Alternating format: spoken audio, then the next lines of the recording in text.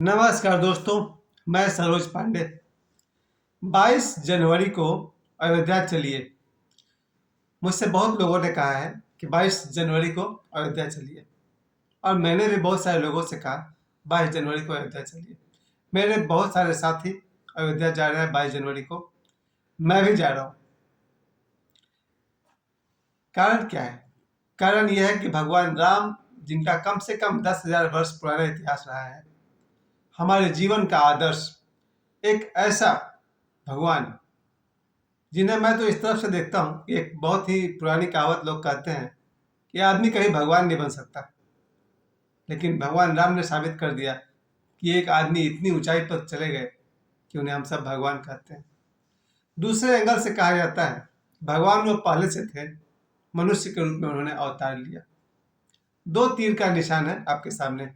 एक तीर का निशान है जिसे मैं मानता हूँ भगवान राम एक ऐसे व्यक्तित्व जो आदमी से ऊपर उठकर इतने महान हुए कि ईश्वर हो गए, और दूसरा तीर कहता है ईश्वर वो पहले से थे, उन्होंने मनुष्य का अवतार लिया, यानी धरती पर उनका अवतरण हुआ।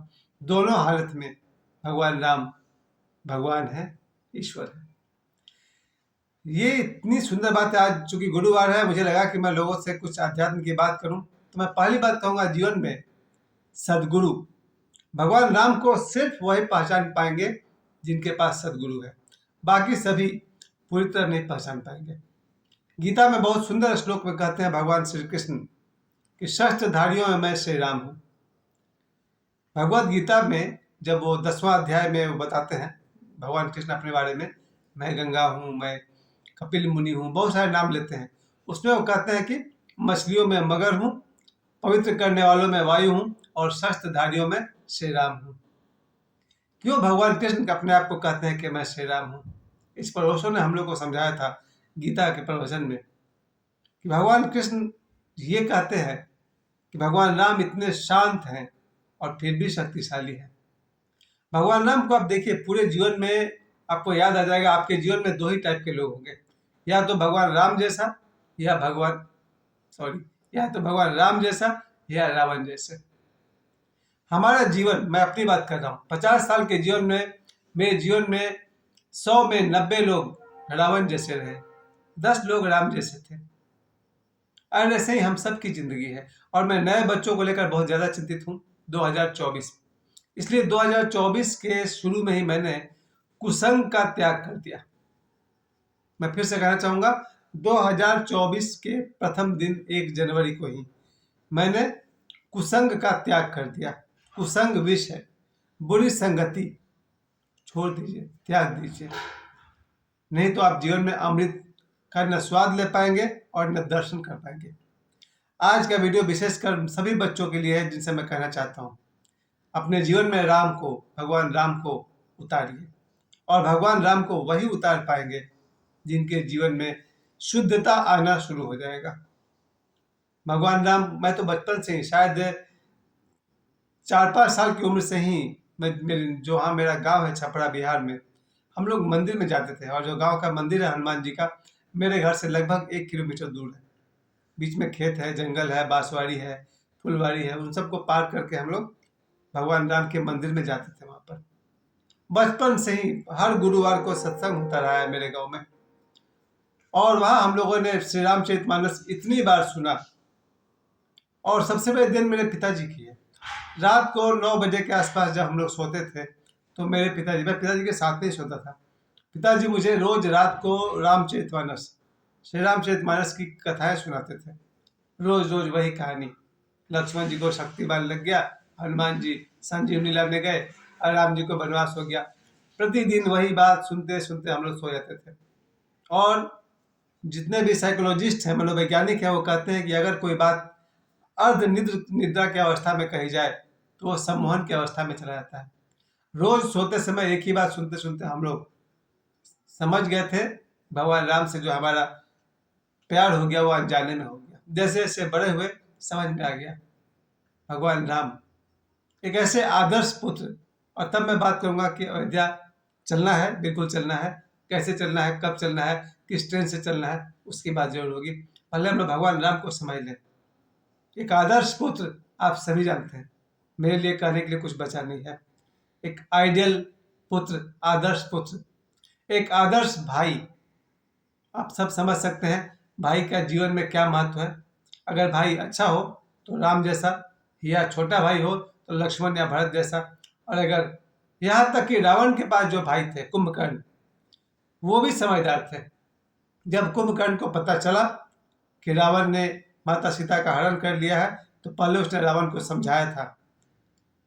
फिर बाद में जब रावण ने उकसा दिया कि ठीक है, तुमको अगर विभीषण की तरह साथ नहीं देना है तो मत दो, तब कुंभकर्ण ने कहा कि साथ तो मैं दूंगा आपका, लेकिन आप जो कर रहे हैं वो गलत है। तो यहाँ तक कि कुंभकर्ण को भी एहसास था कि रावण जो कर रहे हैं वो गलत कर रहे हैं। रामायण में हम लोगों ने ये सीखा, एक आदर्श भाई, आदर्श पुत्र, महानतम पति। भगवान राम से महान पति और कौन होगा। मैं तो उनके बारे में जब भी थोड़ा सा भी सोचता हूँ, लगता है कि अगर कोई 1% भी राम हो जाता ना, तो उसका जीवन धन हो जाता, और उससे ही सीता जैसी पत्नी मिलती। हमारे जीवन में अक्सर ये बात उठती है, कई बार हम लोग चाहते तो हैं कि हमारे जीवन में सीता सावित्री मिले, हम भूल जाते हैं कि पहले हमें राम होना होगा।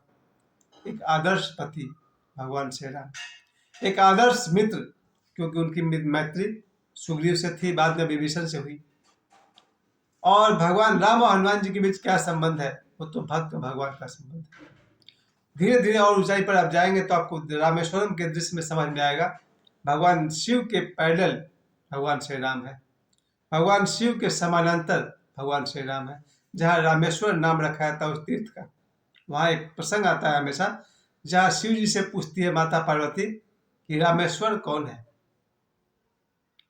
माता पार्वती पूछती है भगवान शिव से कि रामेश्वर कौन है, किनके नाम पर यह तीर्थ बन रहा है। तब भगवान शिव राम जी की तरफ इशारा करके कहते हैं, रामा यस्य ईश्वर सह रामेश्वर। राम जिसका ईश्वर है वह रामेश्वर है। फिर से सुनिए, पार्वती माता पूछती है रामेश्वर कौन है, यानी शिव जी कौन है। तब शिव जी कहते हैं कि राम यस्य ईश्वर सह रामेश्वर। दूसरी तरफ जब भगवान राम से पूछते हैं भक्त कि रामेश्वर कौन है, आप जिसके नाम पर ये सेतु बना रहे हैं, तब भगवान राम कहते हैं रामस्य ईश्वर यह सह रामेश्वर।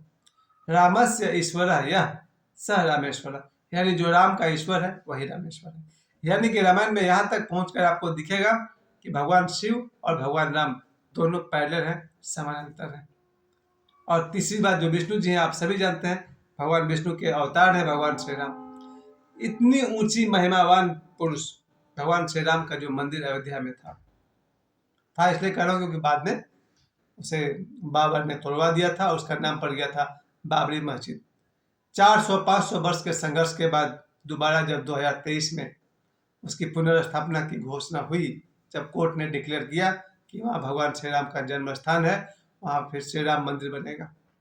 एक 500 वर्ष के संघर्ष के बाद जब इस मंदिर का निर्माण हो गया और 22 जनवरी को उस मंदिर का पूजा और उद्घाटन है, जो वहाँ पर मुख्य अतिथि के रूप में हजार तो नहीं, मुझे लगता है कि लाखों लोग पहुँच जाएंगे, क्योंकि जितने लोगों को इनविटेशन मिला है और बड़े बड़े एमपीज हैं, एमएलए हैं, मिनिस्टर्स हैं, ये सभी वीआईपी हैं, बड़े बड़े संत महात्मा हैं। हर जिले से 20 से अधिक लोगों को तो इन्वाइट जरूर किया गया है। श्री राम भद्राचार्य जी मुख्य अतिथि रहेंगे। मैंने खुद सर्च तो नहीं किया है, लेकिन मुझे ऐसा पता चला है कि श्री राम भद्राचार्य जी हैं, बाबा बागेश्वर है, और कई साधु संत होंगे जो 22 जनवरी को वहाँ उपस्थित रहेंगे। ऐसे मौके पर हमारे देश के प्रधानमंत्री ने ये हम सब से अपील किया है कि 22 जनवरी को सभी अपने अपने घरों में दिवाली मनाएं, दीपावली का उत्सव मनाएं। जिस तरह से रामायण में भगवान श्री राम 14 वर्ष के बाद वनवास से लौटते हैं, उसी तरह से ये श्री राम मंदिर जो अयोध्या में है 500 वर्षों के बाद फिर से प्रारंभ हो रहा है। इस खुशी में पूरे देश में दिवाली मनाई जाए। मैं भी आप सभी से यही अपील करना चाहता हूँ, 22 जनवरी हम सब जहाँ कहीं भी है, अपने घर में है तो अपने घर में दिवाली यानी कि दीपावली मनाएं, पूरे उससे उत्साह के साथ जिस उत्साह से हम कार्तिक में मनाते हैं। मैं अपनी बात कर रहा हूँ, मैं एक दिन पहले ही वो सारी खरीदारी कर लूँगा जो दीपावली में होनी चाहिए। दिया की खरीदारी या जो कुछ भी चाहिए, पटाखा चाहिए, लड्डू चाहिए, मूर्ति चाहिए, जैसे दिवाली मनाते हैं वैसे दिवाली मनाएंगे। 22 जनवरी को सारी खरीदारी हम कर लेंगे और उसी तरह मनाएंगे, बिल्कुल जिस तरह से हम लोग कार्तिक में दिवाली मनाए थे। आप सभी देशवासियों से मेरा यही निवेदन है, जिन किसी का भी मन है अयोध्या जाने का 22 जनवरी को, अवश्य जाए। और जो कोई भी अयोध्या न जा पाए, अपने घर को ही अयोध्या बना ले, भगवान राम का निवास बना ले और दीपावली मनाए। आप सभी को मेरी तरफ से बहुत बहुत 22 जनवरी की हार्दिक शुभकामनाएं। मैं भी कहता हूँ 22 जनवरी को अयोध्या चलिए या अपने घर में दिवाली मनाइए। मुझे समय देने के लिए आप सभी को बहुत बहुत धन्यवाद।